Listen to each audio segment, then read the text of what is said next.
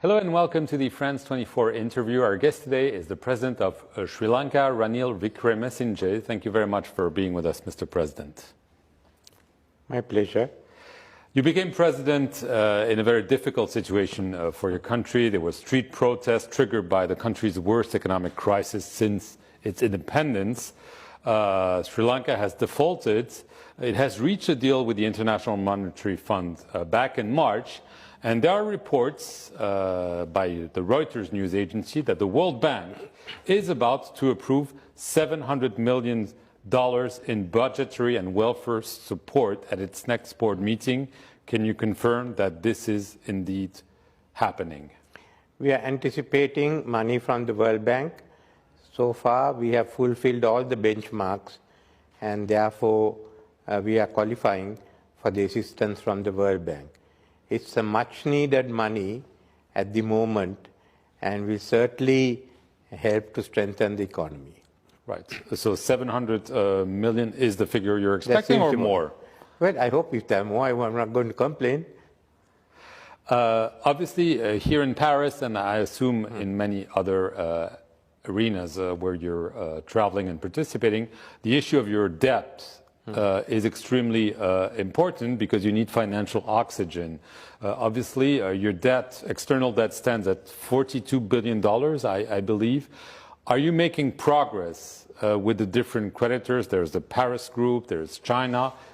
Are you making progress, Mr. President? Discussions are going on with the different groups. We've have an agreement with Lazard to represent us, and the debt restructuring program will be presented to Cabinet on Wednesday. I think over the weekend they're hoping to finalize it.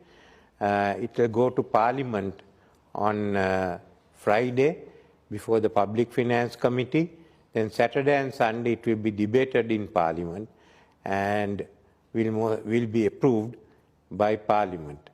Thereafter we can start the rest of the negotiations with our creditors. Right. What's in this plan? I mean, what's the idea? To postpone the debt, to reduce it, a combination of both?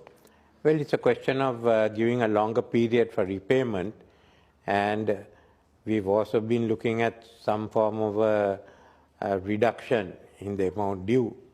So those are being discussed now, and hopefully by Sunday or Monday, the final document will be available to us. Okay, so you're making progress both with China and other creditors? Is this on? With China, Lazard is discussing with all, and also Sri Lanka. We've been discussing with all the creditors, and with China also. I mean, China has not come on to not joined the common platform, but they've been there at every meeting, and all details have been shared with China. China has shared information with them. So except for formally being on the platform, China has been a party and is aware of all the information that is being shared. Right.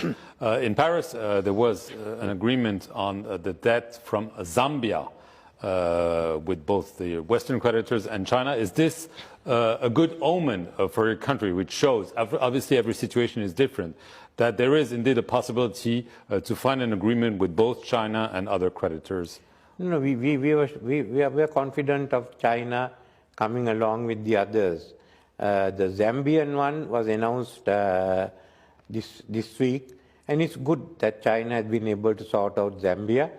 I listened to the speech of the Chinese Prime Minister both yesterday at the dinner, working dinner, and today. It shows China, for the first time, China has shown its approach to the whole issue of debt restructuring, and it's a positive message. Right. Speaking of China, there has been speculation about China's presence in Sri Lanka. There have been reports in especially the American press that it could be a military presence in Sri Lanka.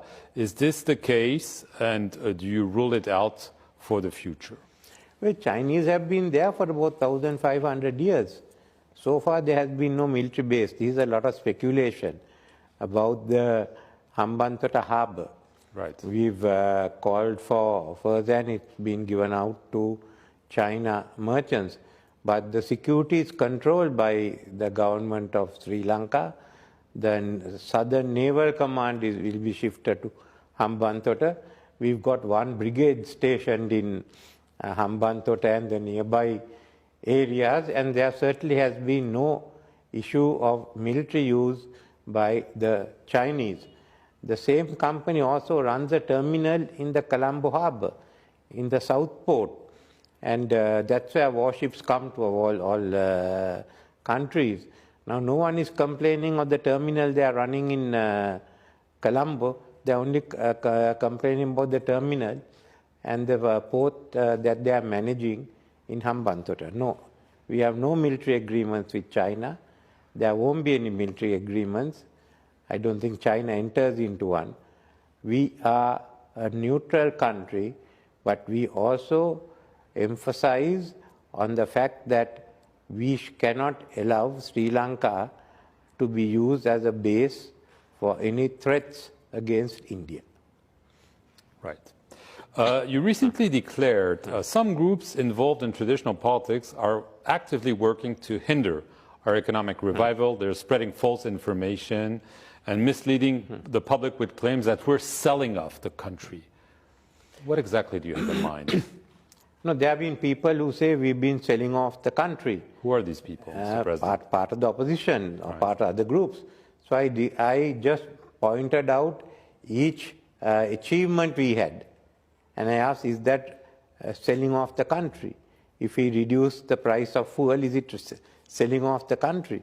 We are working with foreign economies, not only Western, but also Eastern, like Japan, Korea, China. And working with them does not mean we are selling off the country. It means that we are developing the economy, and I asked them to reply. It's just a sort of a debate that goes on in Sri Lanka politics. They have not been able to reply. So I think they have other issues also. We have asked them. What I have told all the parties, we are in a very difficult situation now. Let's all get together and look at how we resolve it. And then when you all go to the elections next time, you all can say we've all been stakeholders in this development. But if you all keep criticizing in the old way without any other reasonable alternative, the fact is that the voters will turn you out. So it's much better for us to start a new political culture where we can all work together. Right. Speaking of bringing people together, the cabinet has approved a proposal to establish a South African-style Truth and Reconciliation Commission. Will it happen, and will it satisfy the demands from the Tamil from the island? They have asked for an international probe into war crimes. Truth and Reconciliation Commission has been agreed by all, and that's one of the conditions that the Geneva Human Rights Commission has also taken up. It was drafted some time ago, but after I became president, I've been talking. Even today I spoke to President Ramaphosa about the commission and for them to come and help us. This is what we wanted, and that's I will get it passed in Parliament by August. And already we are making plans to set up the secretariat.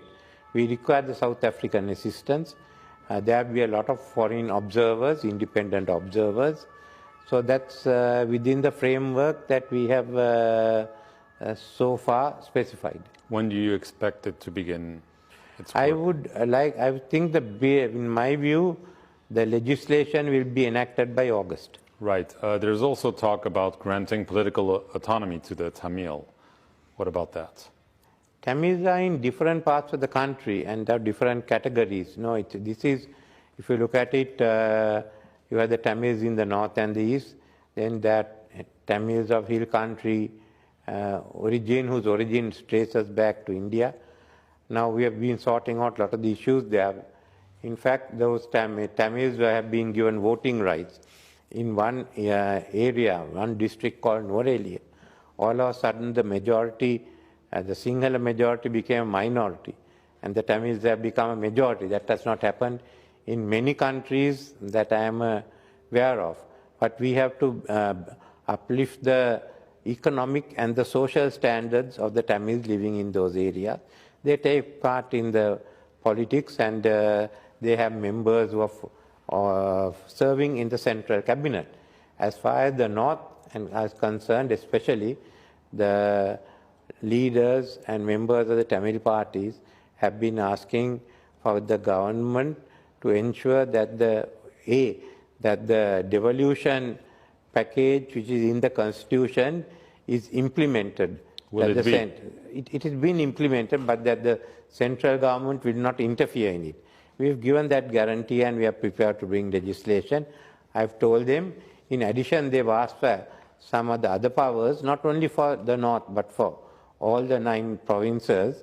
It's been supported by some of the former chief ministers in the other areas. So we are having discussions. I think we can identify some more subjects to come under the purview of the provincial councils. Right. There was a report that was published just a couple of days ago mentioning the role of your predecessor, President Gotabaya Rajapaksa, in hampering some investigations into mass graves that were found during the fighting, obviously, in the 1980s and 1990s. Should there be investigations about his role, about the role of others, or is the Truth and Reconciliation Commission the only way to turn the page? Well, I would like any allegations to come before the Truth and Reconciliation Commission, where it's about to be implemented. But if you are going to run a parallel investigation, we are only undermining the Truth and Reconciliation Commission. Any complaints anyone has can go before the Truth and Reconciliation Commission. And it can involve anyone, eventually former, very senior? No, they can call the former president or anyone else. And the fact is, no one can say it's a cover-up because we'll be having foreign observers. Thank you very much, Mr. President, for granting us an interview, and thank you all for watching it. Stay tuned for more news here on France 24.